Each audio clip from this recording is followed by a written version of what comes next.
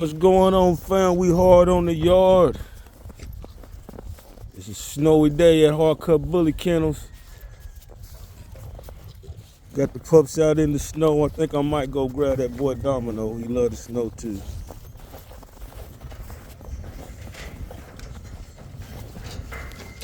But where did the tri-bully get its spots? Did it come from the Rottweiler? You know I'm country, so I don't say things perfect. What happened here? Yeah. Hold up, move that. Oh, I forgot I put that grease in there. There we go.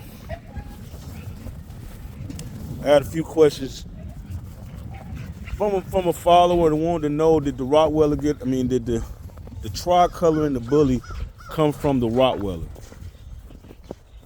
You can see them run, they love the snow. Bullies love snow. So I thought that was a pretty interesting question. So let's talk about that today. Where did the tri-bully gene come from? First off, let me start by saying no, it does not come from the Rottweiler. Again, I will state there were no long-haired dogs in the makeup of the American Bully. That's why you shouldn't have a fluffy bully, because there's never been anything fluffy in the pedigree makeup of the bully. Of the breeds that went into making the bully, all of those were short hair breeds. All of them. So no, it absolutely did not come from the 10 spots did not come from the Rottweiler. What it actually came from is a tan gene that is present in the bulldog and in terriers and in mastiffs. And those dogs were in the makeup of the American Bully. So how does the Rottweiler have anything in common? Because it has some of that in it. It has that tan gene. That tan gene is also present in Dobermans, in German Shepherds, and some of that go with the Rottweiler. So no, the tricolor did not come from Rottweilers. It came from terriers and bulldogs that's in the lineage. And you can go and look and you'll see bulldogs that have those tan spots on them. Tan spots above the eyes. That's what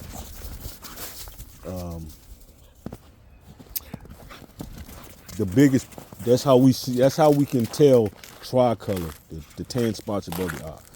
Because I had a tricolor bully, Tri Roxy, was pocket size at the most, and she looked like a small Rottweiler. She had the exact markings of a Rottweiler.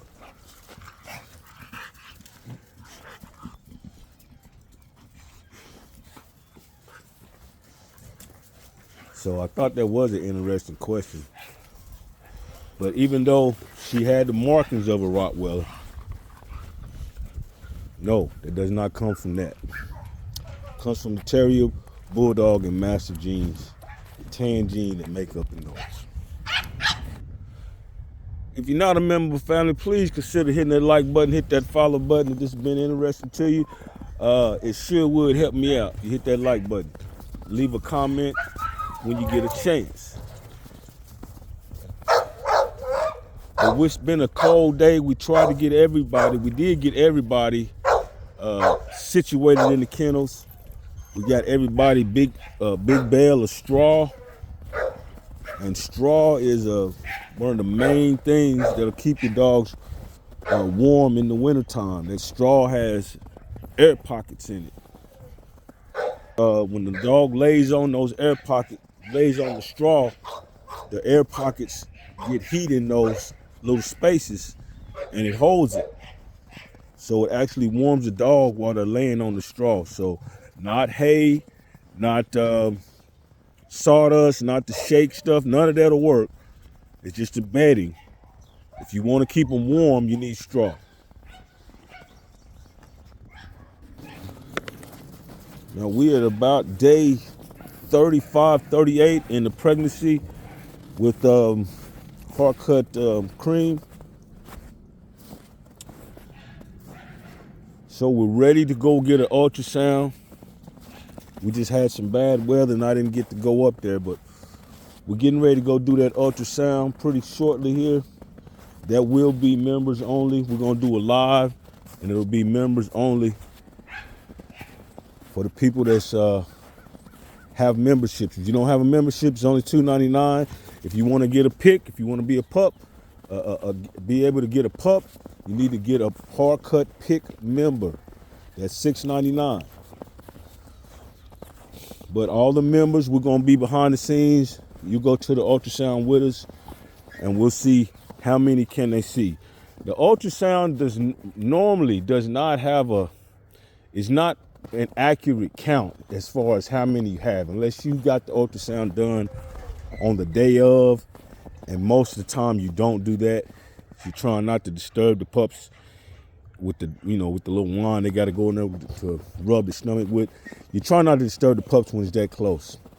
When it's 50 days in, we can go and get an x-ray done. And the x-ray gives you the most accurate count.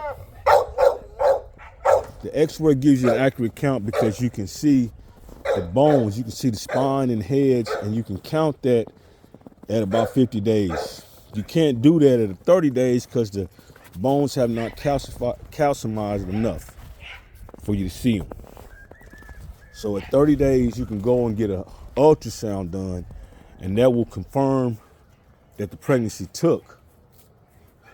But you won't get an accurate count until about 50 days. Sometimes to save money, I don't go get the ultrasound done. If I know the breeding took, which my breedings are most of the time, all of my breedings are natural, and I know my dogs, so I can tell if it took, if it didn't take. Most of the time, I don't go get the ultrasound done anymore. I'll just wait for the 50 days and get the x-ray done. Get the x-ray done, then I can know how many pups we got coming and what to look out for. I get the x-ray done just in case we don't get to the C-section, just in case she delivers in the middle of the night. I'll go get that count done so I'll know how many pups I can kind of expect. You know, if I get that count, if I go get the x-ray and the x-rays counted 5 puppies and then she delivers 3 and haven't delivered the other 2, then I kind of know, we got 2 more there.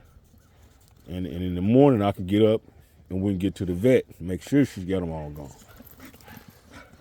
So I'll get it done as just a safety net. Plus you're kind of excited. You want to see that your pups is there.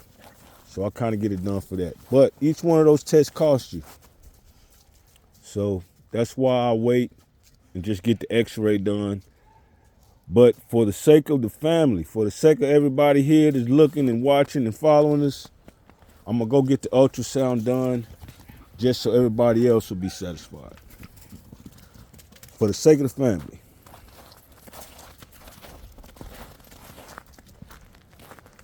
That boy loves the snow.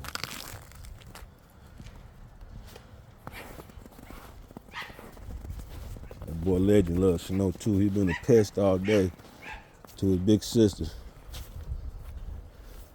We're going to get back in the house and get him. He got his breakfast already.